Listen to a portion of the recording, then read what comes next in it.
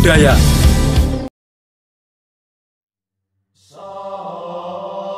Hari ini kita akan mengeksplor salah satu gunung yang terkenal masih angker, yaitu Gunung Santren. Bagaimana kisahnya? Tetap saksikan video ini sampai habis.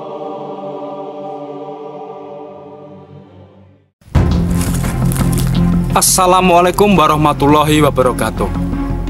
Salam budaya.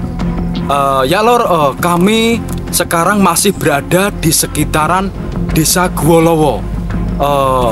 Di Desa Guolowo sini, selain ada gua, cerita Gua Lawa, di sini juga ada cerita lagi, yaitu tentang keberadaan gunung, yaitu Gunung Santren, ataupun nama jelasnya yaitu Gunung Pesantren.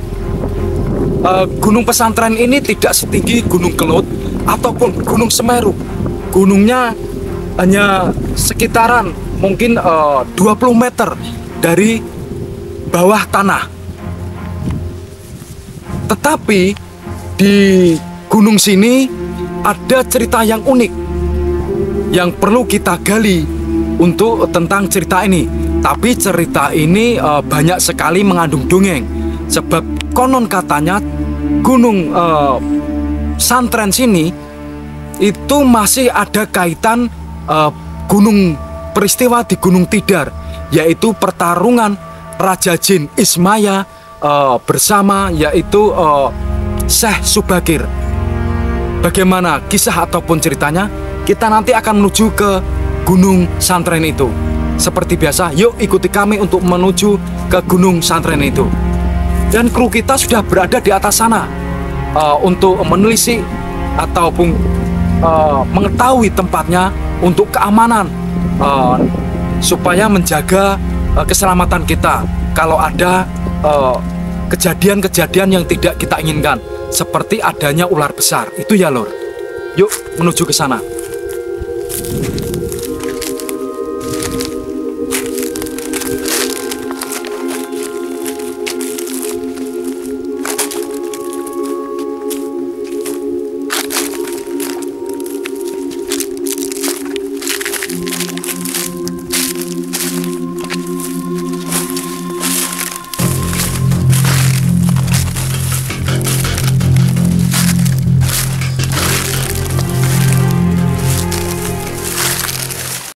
Bagaimana menurut masyarakat sekitar? Kenapa sih dinamai Gunung Santren? Iku diwastani Gunung Jedor nggih Gunung Santren. Niku nggene santrine tiyang gaib. Santrine tiyang gaib.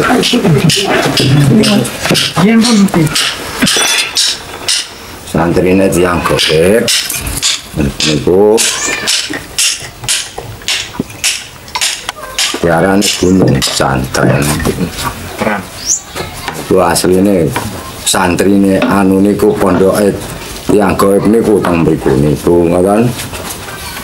Niku ceritane ngoten lho niku. Nggih tanglet niki to Mbah Bir niki nek mboten bercados wong kula niku nggih napa omongane tiyang sepuh riyin.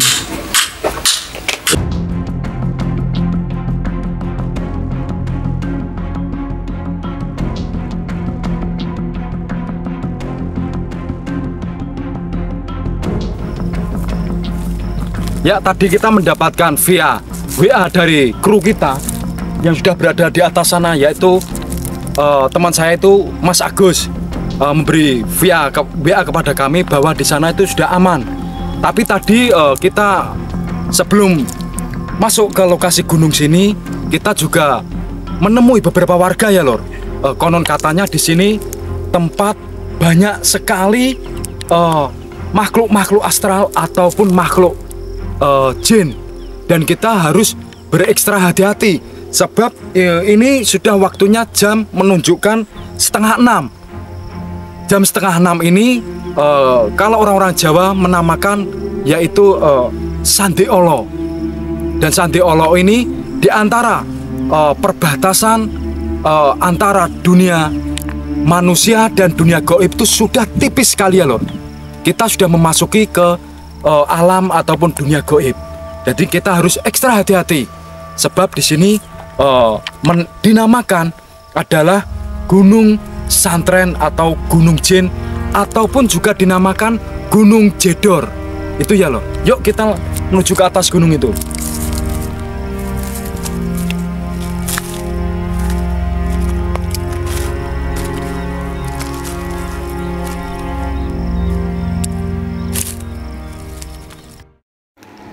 Pada masa silam, konon Pulau Jawa masih merupakan hutan belantara, angker yang dipenuhi makhluk halus dan jin-jin jahat.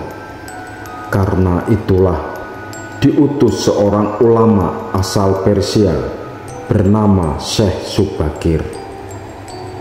Syekh Subagir diutus secara khusus untuk menangani masalah-masalah gaib yang dinilai menjadi penghalang diterimanya Islam oleh masyarakat Jawa. Dirinya diperintahkan menombali tanah Jawa dari pengaruh negatif makhluk halus. Berdasarkan babat tanah Jawa, setelah sampai ke Nusantara, Syekh Subagir yang menguasai ilmu gaib dapat menerawang makhluk halus, mengetahui penyebab utama kegagalan para ulama pendahulu. Para jin, dedemit, dan lelembut tersebut bisa mengubah wujud menjadi ombak besar yang mampu menenggelamkan kapal berikut penumpangnya dan menjadi angin puting beliung yang mampu memporak-porandakan apa saja yang berada di depannya. Selain itu, jin kafir dan bangsa lelembut bisa berubah wujud menjadi hewan buas yang mencelakakan para ulama terdahulu. Karena itulah Syekh Subagir yang dikenal sebagai ahli menumpas bangsa jin diutus ke tanah Jawa. Kisah peperangan dengan dunia gaib yang dilakukan Syekh Subagir di Pulau Jawa, yaitu ketika dirinya berperang melawan Sabdo Palong atau Kiai Semar yang dipercaya sebagai pengasuh tanah Jawa. Penghuni tanah Jawa pada saat itu adalah para dedemit, jin, dan setan. Eyang Ismoyo atau Kiai Semar diciptakan oleh Tuhan Sang Pencipta untuk momong tanah Jawa sampai 1100 tahun Masehi. Ismoyo menjadi raja para makhluk gaib tersebut, namun wujudnya bukanlah dedemit, jin maupun setan. Ada indikasi kepercayaan masyarakat sekitar bahwa Kiai Semar merupakan nabi utusan Tuhan untuk menjaga tanah Jawa. Dengan Sabdo Palong tidak ada yang kalah dan menang, karena keduanya sama-sama sakti, hingga akhirnya muncul perjanjian damai antara keduanya. Dan setelah perjanjian itu, Syekh Subagir menyebarkan agama Islam penuh dengan rasa damai dan diikuti makhluk para bangsa jin yang beramai-ramai ataupun berbondong-bondong masuk Islam.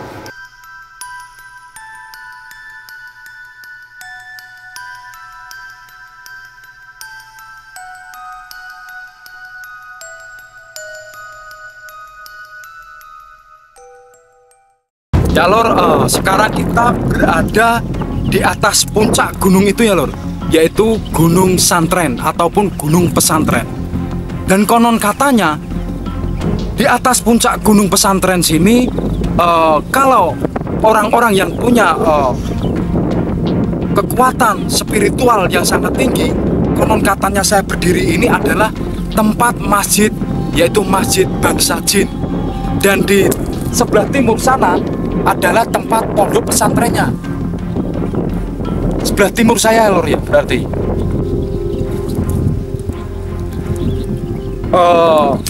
Semua itu tak luput dari kisah tadi, yaitu tentang cerita Syekh Subakir ketika pasukan jin, yaitu pasukan jin Ismaya, kalah perang, yaitu pasukannya itu kocar kacir. Banyak sekali yang menetap, ada yang berada di laut, ada yang berada di tengah hutan, dan ada berada di atas gunung-gunung, termasuk seperti ini. Ini kita berada di atas gunung, dan gunung ini, Gunung Santren ini, mengisahkan cerita di balik semua, yaitu pertarungan Syekh Subakir.